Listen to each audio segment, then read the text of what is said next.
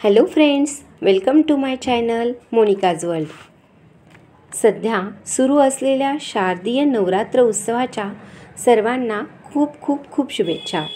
नवरात्र उत्सवाची तयारी कमीत कमी 15 दिवस अगोदरपासूनच सुरू होते।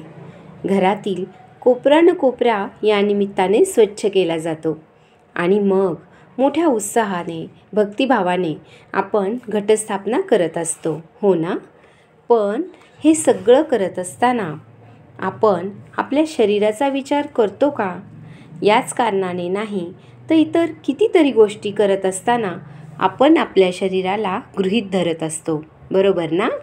थोडा वेळ काढून आपण आपल्या शरीररूपी घटाचा पण विचार केला तर वेळोवेळी उपयोगी पडणाऱ्या आपल्या 9 अवयवांची पण व्यवस्थित काळजी घेतली तर याच विषयावर आपण आजपासून 9 दिवस बोलणार आहोत।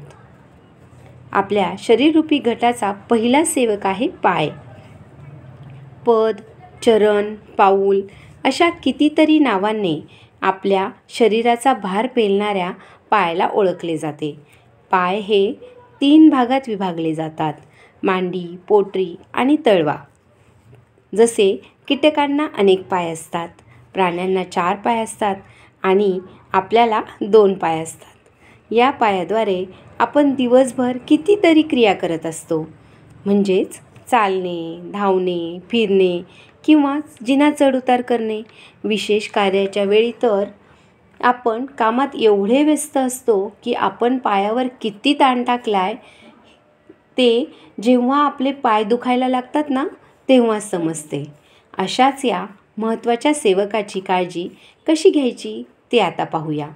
पायांना गरम पाण्यात मीठ घालून शेकावे, आयुर्वेदिक तेलाने मसाज करावा, तळपायाला नियमित तेलाने किंवा शक्य असल्यास कास्याच्या वाटीने मसाज करावा। यामुळे डोळे चांगले राहतात आणि झोप पण शांत लागते। पाय नेहमी स्वच्छ ठेवावे। एकूण काय, बदलत्या हवामानानुसार चेहऱ्याप्रमाणे पायाचीही काळजी घ्यावी। 2 पायात अंतर ठेवून उभे राहावे। पायांना आरामदायक वाटतील असेच शूज किंवा चप्पल वापराव्यात। पायाच्या आरोग्यासाठी ताडासन, पश्चिमोत्तरासन, त्रिकोणासन अशी अनेक उपयुक्त आसने आहेत।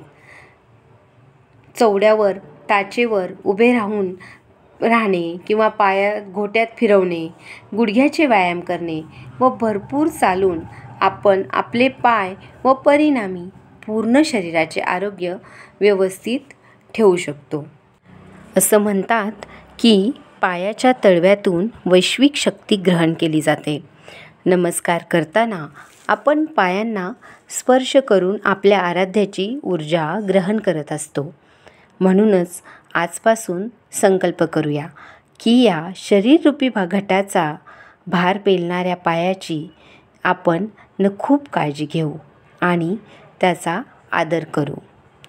थँक्यू फ्रेंड्स, पुन्हा भेटूया नवीन व्हिडिओसोबत। तोपर्यंत बाय।